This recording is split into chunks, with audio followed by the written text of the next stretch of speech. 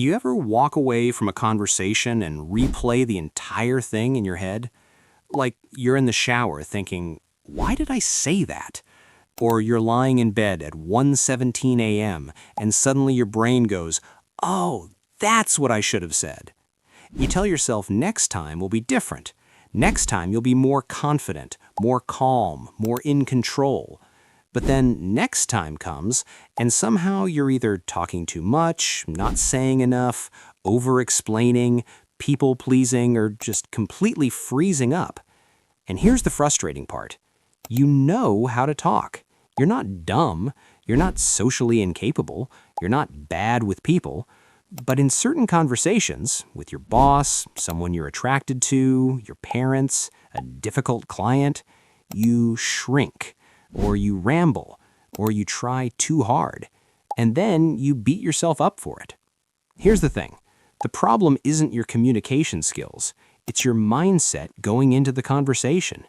And if you don't fix this one mental mistake before your next conversation, you will keep sabotaging yourself, no matter how many communication tips you learn. Look, most people think confidence in conversations comes from knowing what to say. That's a myth. Psychologists have found that over 70% of communication is nonverbal, tone, posture, facial expression. That means even if your words are perfect, your energy is still speaking. And your energy comes from your internal state. Which brings us to the real issue. Most people walk into conversations trying to get something: approval, validation, respect, agreement, attention, reassurance. And the second your brain switches into, I need something from this person mode, your behavior changes. You become careful, strategic, filtered, tense.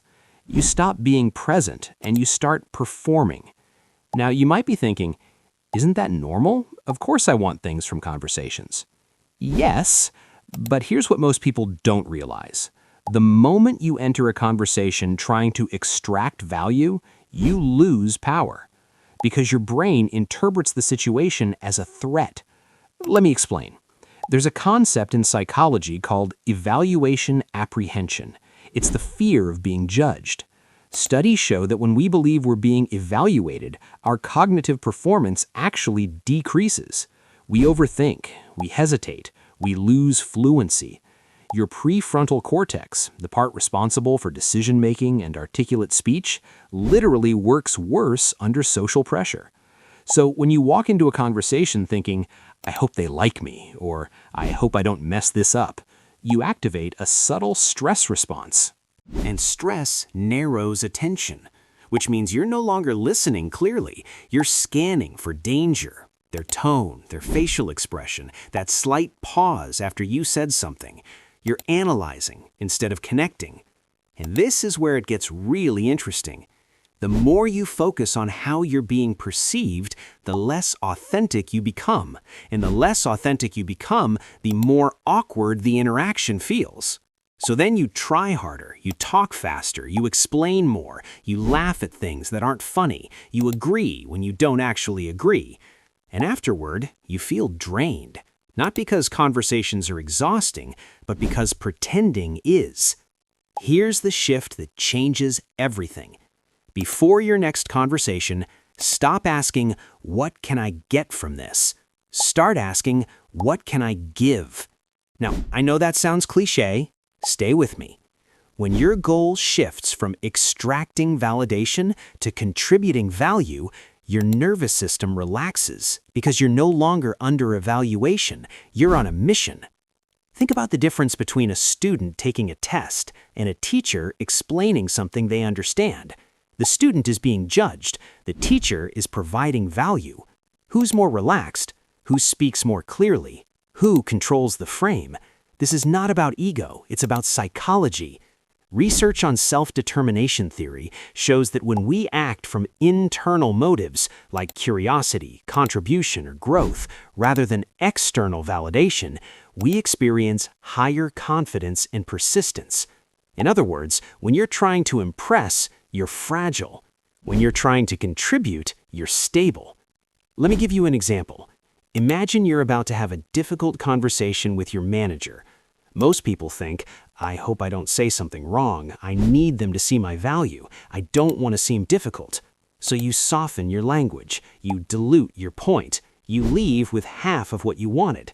Now flip it. What if you walked in thinking, my goal is clarity. My goal is to make this conversation productive.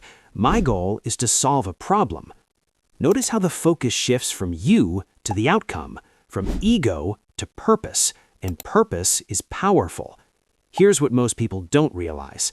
Confidence is not the absence of fear, it's the presence of direction. If you don't define your intention before a conversation, your brain defaults to self-protection. And self-protection looks like people-pleasing. It looks like staying quiet. It looks like saying it's fine when it's not. It looks like avoiding eye contact. This is the same mechanism behind procrastination, by the way.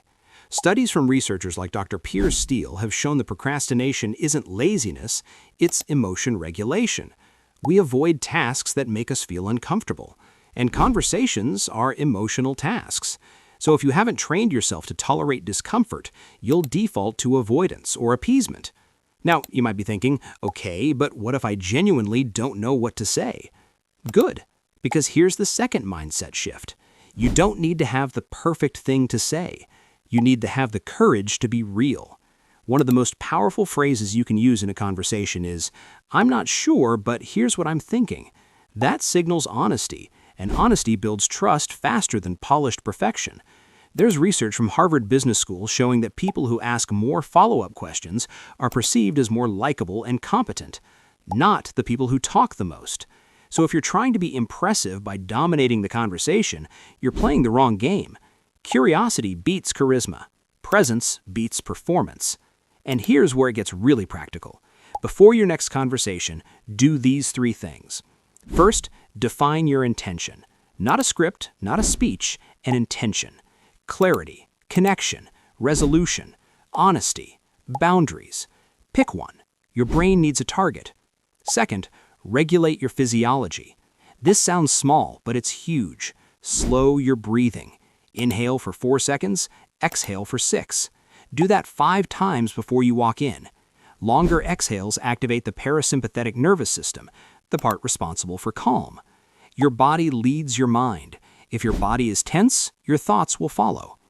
Third, detach from the outcome. This is the hard one. Remind yourself, I can't control how they respond. I can only control how I show up. Now, this doesn't mean you don't care. It means your self-worth isn't on the line. Because here's what most people don't realize. When you attach your identity to a single interaction, you shrink your behavior to protect it. But when you see conversations as reps, like going to the gym, you allow yourself to grow. Some conversations will go well. Some won't. Both are training.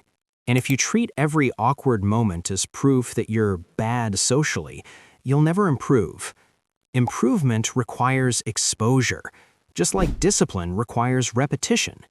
Look, motivation is unreliable. You're not always going to feel confident before speaking up. You're not always going to feel ready. Waiting to feel socially confident is like waiting to feel motivated before going to the gym. It doesn't work. Confidence is built through action under discomfort. And the more you speak up when it's slightly uncomfortable, the more your brain updates its belief about what's safe. Neuroscience calls this experience-dependent plasticity. Your brain rewires based on what you repeatedly do. If you repeatedly avoid difficult conversations, your brain wires avoidance as safety. If you repeatedly engage, even imperfectly, your brain wires courage as normal. This is where it gets really interesting. The quality of your life is directly tied to the quality of your conversations. Your salary, negotiations, your relationships, honest communication, your boundaries, difficult discussions, your opportunities, the courage to speak up. And yet most people treat conversations casually. They prepare more for a workout than for a life-changing discussion. They'll spend 45 minutes scrolling before a meeting, but 0 minutes setting intention, and then they wonder why nothing changes. Let me tell you a short story. I once had a conversation I avoided for months. I kept telling myself it wasn't the right time. I was waiting to feel ready. I never felt ready. Finally, I decided my only goal was clarity. Not approval, not comfort, just clarity. I walked in nervous. My hands were slightly shaking, but I stuck to my intention. And you know what happened? It wasn't perfect. It wasn't smooth, but it was honest. And afterward, instead of replaying the conversation with regret, I replayed it with pride because I showed up. That's the standard you need, not perfection. Before your next conversation, ask yourself, am I trying to be liked or am I trying to be real? Am I trying to avoid discomfort or am I trying to grow? Am I entering this as a performer or as a contributor? Because here's the truth. People respect grounded energy more than polished words. They trust calm conviction more than rehearsed charm. And they feel when you're centered versus when you're seeking. So the next time you feel that familiar anxiety before speaking up, don't try to eliminate it. Use it. Let it remind you that this is a growth rep. Slow your breath. Define your intention. Detach from the outcome and step forward anyway. You are not behind socially. You are not incapable. You're just untrained. And training requires repetition. One honest conversation at a time. One uncomfortable boundary at a time. One moment of choosing growth over approval. Watch what happens when you stop trying to win conversations and start trying to elevate them. Everything changes. Your posture changes. Your tone changes. Your self-respect changes. And when your self-respect rises, your standards follow. This is the improvement mindset. We don't wait to feel confident. We build confidence through disciplined action. We don't chase validation. We develop value. And we don't avoid hard conversations. We lean into them because that's where growth lives. So before your next conversation, pause, set your intention, breathe, and choose who you're going to be in that moment, not based on fear, not based on approval, but based on the person you're becoming.